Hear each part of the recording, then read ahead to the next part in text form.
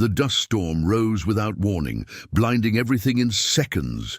Robert Callahan and his 9-year-old son, Jacob, had been hiking near Furnace Creek when the wall of sand engulfed them. Robert gripped Jacob's hand, shouting over the roar, but the wind tore his voice away. He felt the boy's fingers slip from his grasp, and then nothing. When the storm cleared 20 minutes later, Jacob was gone. Robert screamed himself hoarse, running in every direction across the scorched valley floor, but there was no trace of his son.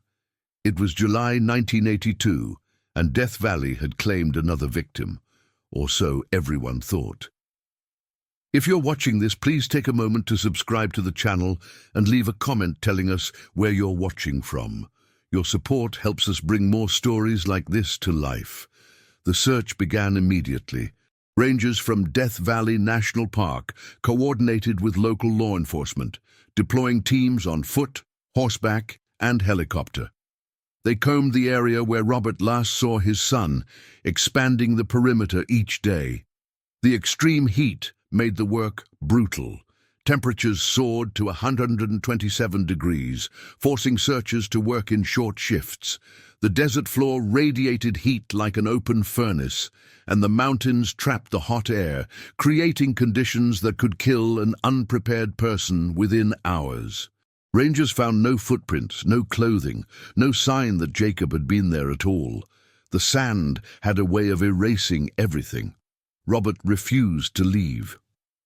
While official searches scaled back after 2 weeks, he stayed in a motel near Furnace Creek, going out every morning with water bottles and a map.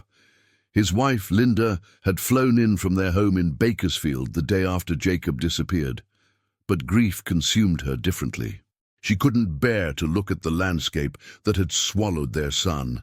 After 3 weeks, she begged Robert to come home, to accept what had happened. But Robert couldn't. He kept searching, convinced that if he looked long enough, hard enough, he would find something the professionals had missed. Other families reached out, people who had lost loved ones in the vast emptiness of the desert, sharing their own stories of disappearance and unanswered questions. The park had a history of taking people without explanation, leaving behind only mysteries and heartbreak. By August, the physical search ended. Rangers gently told Robert there was nothing more they could do. The desert had too many places to hide a small body. Flash floods could sweep remains miles away. Scavengers worked quickly in the heat. Linda filed a missing person report that would remain open indefinitely, and they held a memorial service in Bakersfield without a body to bury. Friends and neighbors gathered, offering condolences and casseroles, but Robert sat stone-faced through the entire ceremony. He didn't believe his son was dead. He couldn't explain why, but something in his gut insisted Jacob was still out there somewhere. Linda thought it was denial, a father's inability to accept the unbearable. She started seeing a therapist. Robert started planning his next trip back to Death Valley. Over the following years, Robert returned to the valley dozens of times. He took vacation days, sick days, unpaid leave when his supervisor stopped approving his requests. He learned the terrain like a second language, memorizing the names of formations and the patterns of seasonal water sources. He talked to rangers, to hikers, to anyone who spent time in the park's remote corners. Some people knew him by sight, the grieving father who couldn't let go. Linda tried to be supportive at first, but the obsession wore on their marriage. She wanted another child, a way to rebuild their shattered family. Robert said it felt like replacing Jacob, like giving up. They fought about it for months until Linda moved out in 1985, taking only her clothes and her wedding photos. The divorce papers arrived that winter, and Robert signed them without reading the details. Robert's life became a cycle of work and searching. He took a job as a long-haul trucker, routes that brought him near Death Valley whenever possible. He kept supplies in his truck, military-grade water containers, topographic maps, binoculars, a satellite phone after they became available. He documented everything in notebooks, sketching areas he had covered, marking spots where the terrain seemed disturbed or unusual. Other searchers thought he was wasting his life chasing a ghost, but Robert didn't care. He had nothing else. His parents had died in a car accident in 1988, and he had no siblings. The search gave him purpose, a reason to wake up each morning. Without it, he wasn't sure what would be left of him. In 1995, Robert met a woman named Patricia at a truck stop in Barstow. She was a waitress, sharp-tongued and kind, and she listened when he talked about Jacob. Most people changed the subject or offered empty platitudes, but Patricia asked real questions. She wanted to know what Jacob had been like, what games he played, what made him laugh. Robert found himself telling stories he hadn't shared in years. How Jacob collected rocks everywhere they went, pockets always bulging with specimens. How the boy had been fascinated by the desert, asking endless questions about how anything could survive in such a hostile place. Patricia didn't tell Robert to move on or let go. She just listened, and that meant everything. They started dating, cautiously at first, but within a year she moved into his small apartment in Bakersfield. Patricia knew she was sharing Robert with a ghost, but she accepted it. She went with him to Death Valley sometimes, sitting in the truck while he hiked for hours in the punishing heat. She made sure he drank enough water, ate regular meals, didn't push himself to the point of collapse. She understood that searching was part of who he was now, woven into his identity as deeply as his name. They talked about marriage once, but decided it didn't matter. What they had was enough.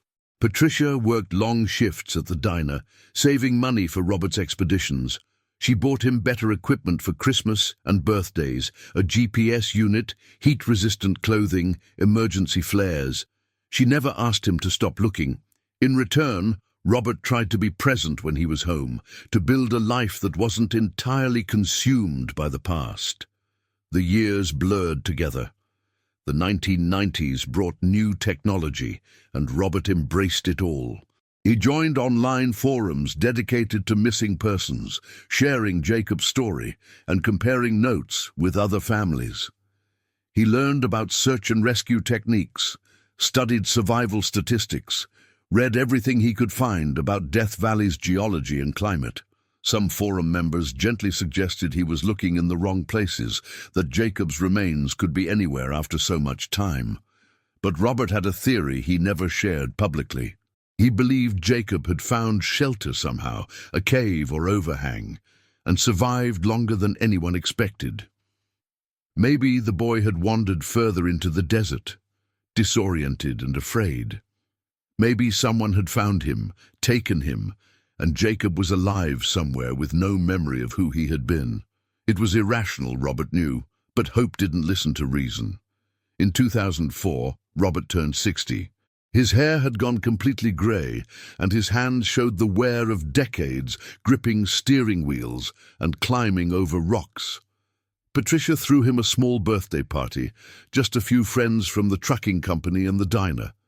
They gave him a cake and some good-natured ribbing about getting old. Robert smiled and thanked them, but his mind was already in the desert. He had requested the following week off, planning another search during the cooler October weather. Patricia had agreed to come with him this time, to actually hike instead of waiting in the truck. She wanted to see what he saw when he looked at that brutal landscape, to understand the pull it had on him. They packed carefully, bringing more supplies than they needed, checking and rechecking their equipment. Neither of them knew this trip would change everything. They arrived at Death Valley on a Tuesday morning. The park was quieter than usual, fewer tourists in the off-season. Robert had a new area he wanted to explore, about 8 miles from where Jacob had disappeared. It was rugged terrain, full of narrow canyons and steep rock faces, the kind of place searchers might have skipped in 1982 because it seemed too difficult for a child to navigate. But Robert had learned that desperation could push people into impossible places. They set out early, hiking slowly in the October sun. The temperature was mild by Death Valley standards, only reaching the mid-80s. Patricia marveled at the stark beauty of it all. The way the rocks glowed in shades of rust and gold, the absolute silence that pressed in from all sides. Around noon they stopped for water and rest in the shade of a rock formation. Robert was studying his map when Patricia called out. She had wandered a few yards ahead and was staring at something on the ground. Robert joined her, and his heart stopped. Partially buried in the sand was a small leather shoe, weathered and cracked, but clearly a child's size. Robert dropped to his knees, carefully brushing away the sand with shaking hands. It was Jacob's. He recognized the brand, the style, the size. Linda had bought them just before the trip. Robert's vision blurred with tears as he cradled the shoe against his chest. After 22 years, he had found proof that his son had been here. Patricia helped him search the immediate area. They found nothing else that day, but Robert marked the location carefully on his GPS.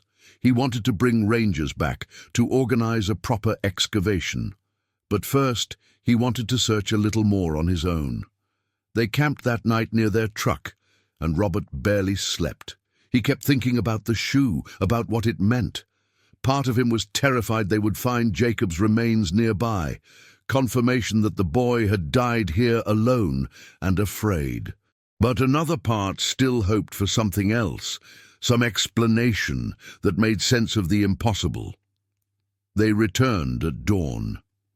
Robert's instinct led him deeper into the canyon system, following a path that would have been invisible without knowing exactly where to look.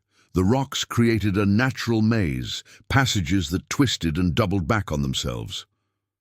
Patricia stayed close, calling out to Robert every few minutes to make sure they didn't lose each other.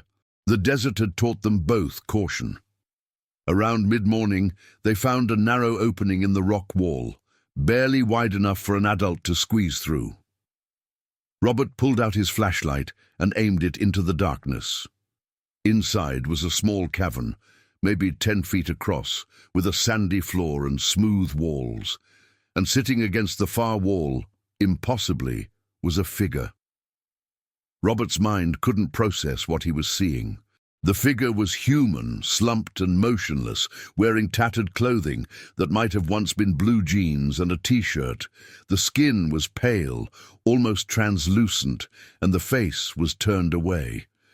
Robert's flashlight beam shook as he stepped closer, Patricia right behind him. He said his son's name, barely a whisper. The figure didn't move. Robert knelt down, reaching out with one trembling hand to touch the shoulder. The skin felt wrong, too smooth, too cool, like leather that had been preserved rather than flesh that had decayed.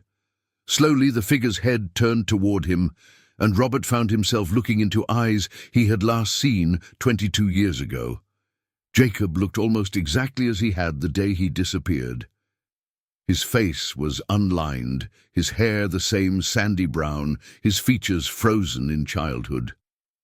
But there was something deeply unsettling about him. His skin had an odd quality, like wax or plastic, and his movements were slow, mechanical. He blinked at Robert without recognition, mouth opening slightly, but producing no sound. Patricia gasped and stumbled backward. Robert's mind reeled, trying to make sense of it. This couldn't be Jacob. Jacob would be 31 years old now. This was a child, unchanged by time, impossible and terrifying in equal measure. Robert spoke again, voice cracking. He said Jacob's name, asked if the boy knew him, begged for some sign of recognition. Jacob's eyes fixed on Robert's face, and for a moment something seemed to flicker there, a distant memory struggling to surface. But then it faded, replaced by blank confusion. Patricia had recovered enough to approach again, and she noticed something that made her blood run cold. Jacob's arm was visible where his sleeve had torn, and the skin there showed what looked like a wound, except it hadn't healed or rotted. It was simply there, frozen in time, the edges smooth and clean. She had seen plenty of injuries working at the diner, but nothing like this. Robert tried to lift Jacob, to carry him out of the cave, but the boy felt impossibly heavy, as if his bones had been replaced with stone. Instead, Robert sat down beside him, tears streaming down his face, and just held his son's cold hand. Patricia went back to the truck to call for help, but her phone had no signal this deep in the canyon. She would have to hike back to the main road, at least an hour each way. She hesitated, not wanting to leave Robert alone with whatever this thing was. But they needed help. Medical help, or maybe something else entirely. She told Robert she would be back as fast as possible, and he nodded without looking away from Jacob's face. While Patricia was gone, Robert talked to Jacob. He told him about Linda, about the divorce, about how they had never stopped loving him. He described the years of searching, the hope that had kept him alive when everything else fell apart. He apologized for letting go of Jacob's hand during the storm, for not finding him sooner, for every moment of the last 22 years. Jacob listened, or seemed to, his blank expression never changing. Once, he tried to speak, and a sound came out that might have been a word, but Robert couldn't make sense of it. The boy's voice was rough, unused, like someone who had forgotten how to form sounds. Patricia returned 3 hours later with 2 park rangers and a paramedic.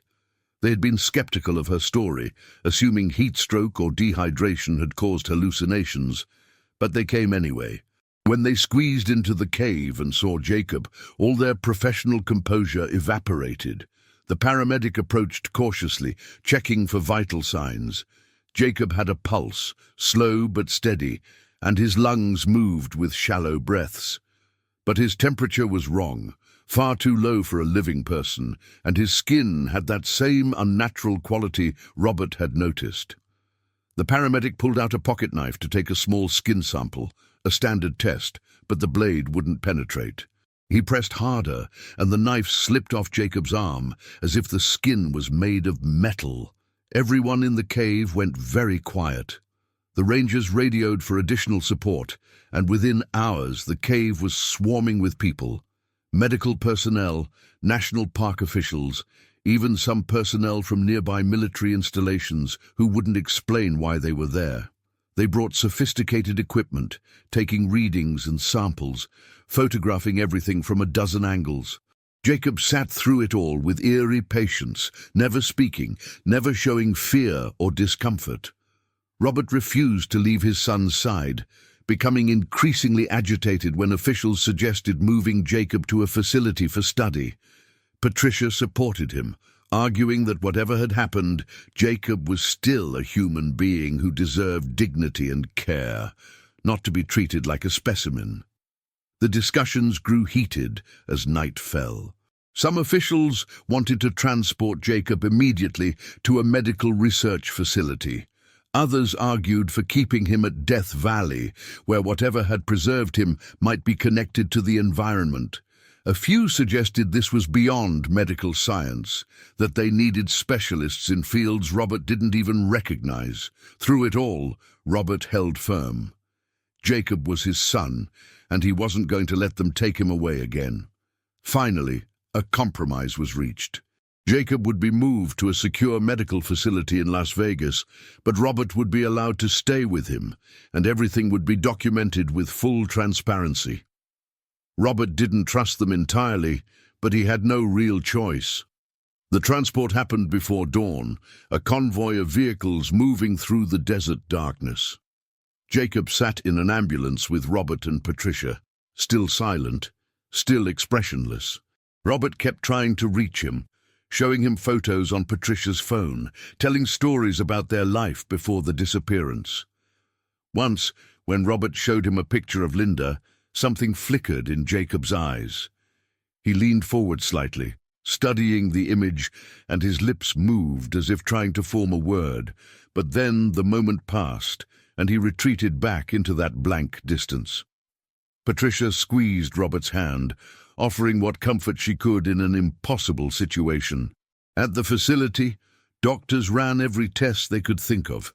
Jacob's blood was normal, his organs functioned, his brain showed activity on scans, but his skin was like nothing they had ever encountered. It wouldn't burn, wouldn't cut, wouldn't even bruise under pressure.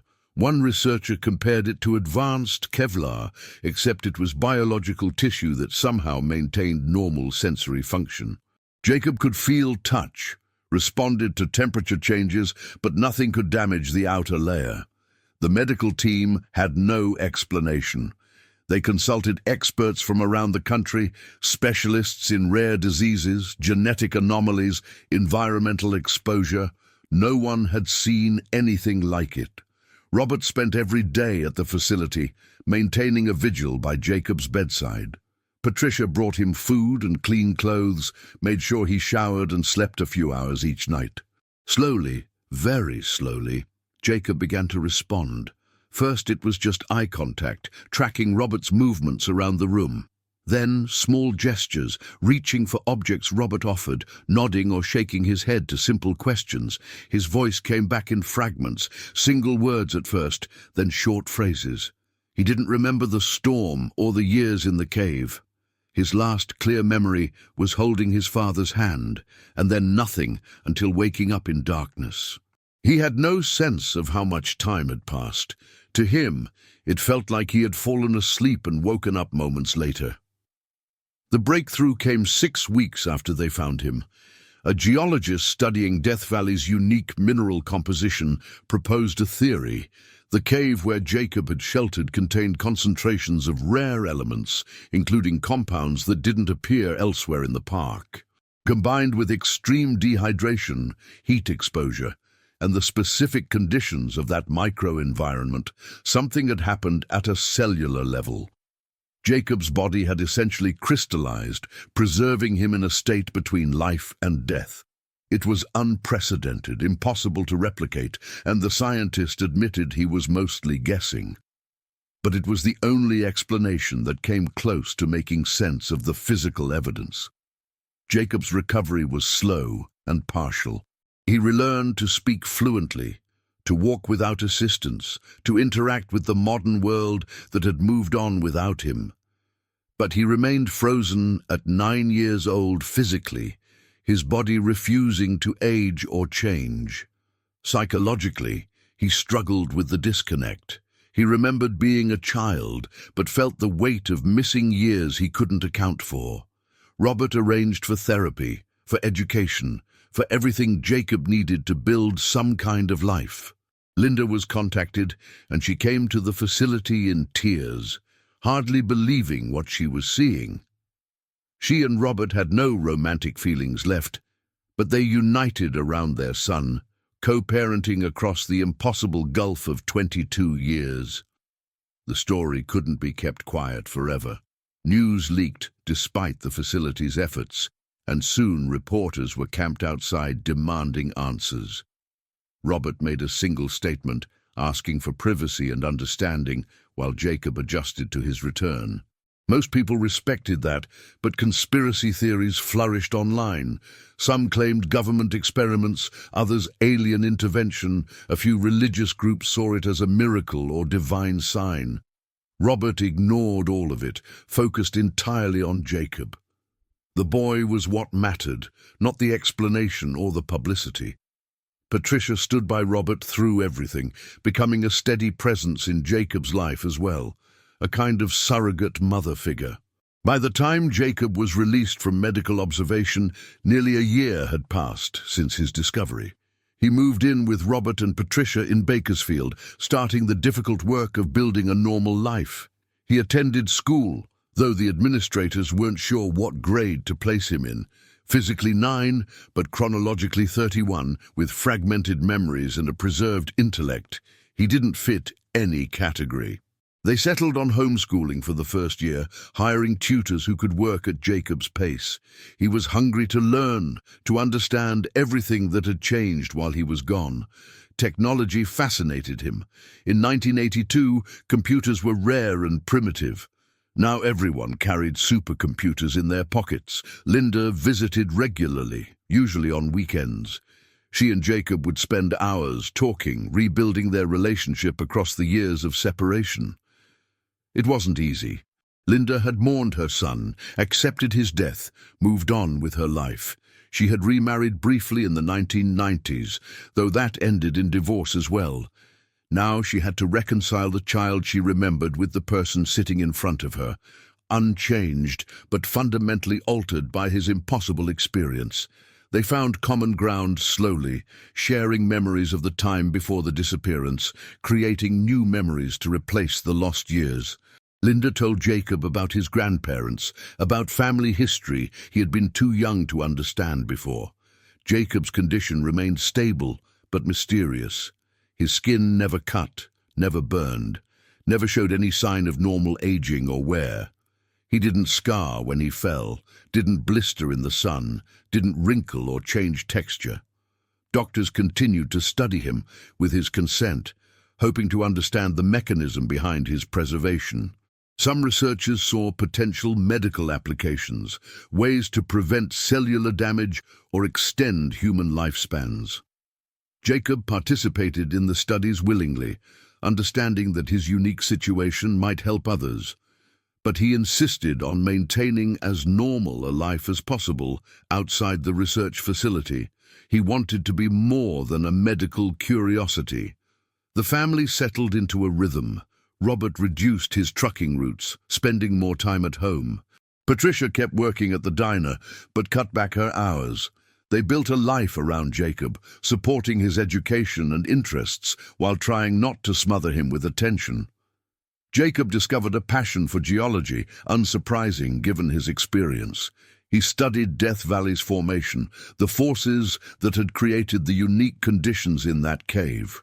Part of him wanted to understand what had happened to him, to find a rational explanation for the impossible. Robert supported this, buying him books and arranging visits with scientists who specialized in desert environments. As Jacob approached what would have been his 10th birthday physically, though he had lived through 31 calendar years, the question of his future became more pressing. Would he ever age? Would his body eventually resume normal growth? Or was he locked in this state forever?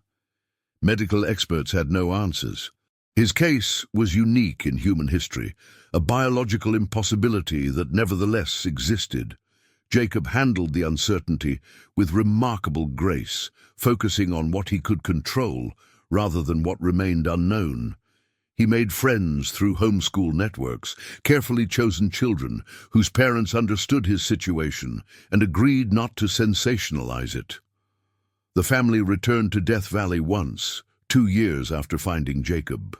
It was Robert's idea, a way to face the place that had taken so much from them and, impossibly, given it back. They hiked to the cave together, the 4 of them, Robert, Patricia, Linda, and Jacob. Standing at the entrance, looking into the darkness where Jacob had spent 22 years in suspended existence, Robert felt the weight of everything that had happened. The years of searching, the grief, the impossible hope that had somehow been rewarded. Jacob was quiet, staring into the cave without expression. Linda asked if he wanted to go inside, and he shook his head.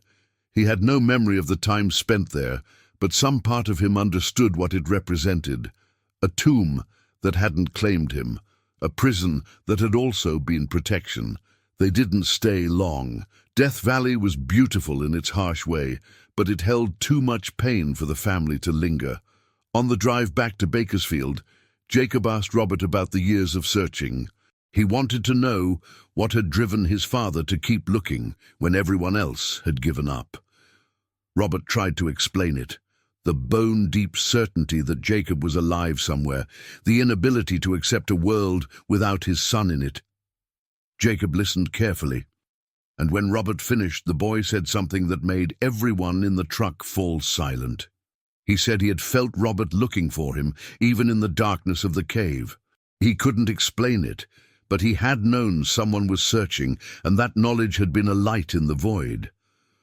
Robert pulled the truck over and cried, and Patricia and Linda joined him, and Jacob sat in the middle of it all, finally understanding what it meant to be found. The years that followed were as normal as they could be under the circumstances. Jacob continued his education, eventually earning a high school equivalency and enrolling in online college courses.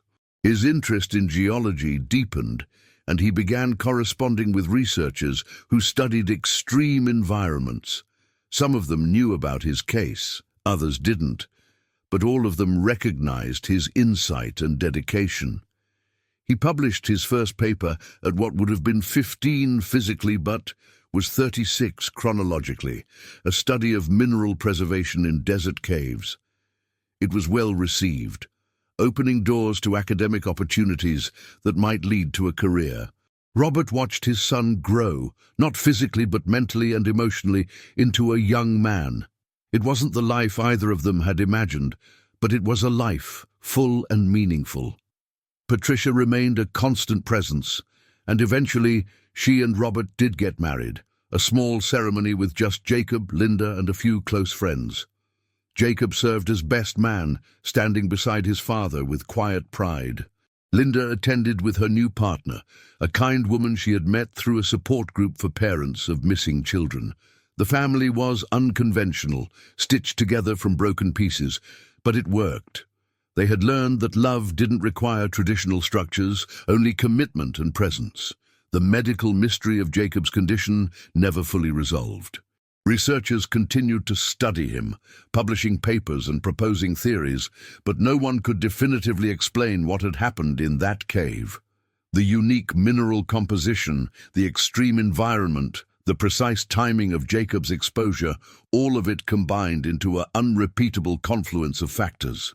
Attempts to recreate the conditions in laboratory settings failed completely. Jacob's preservation remained a singular event, a biological miracle or accident depending on one's perspective.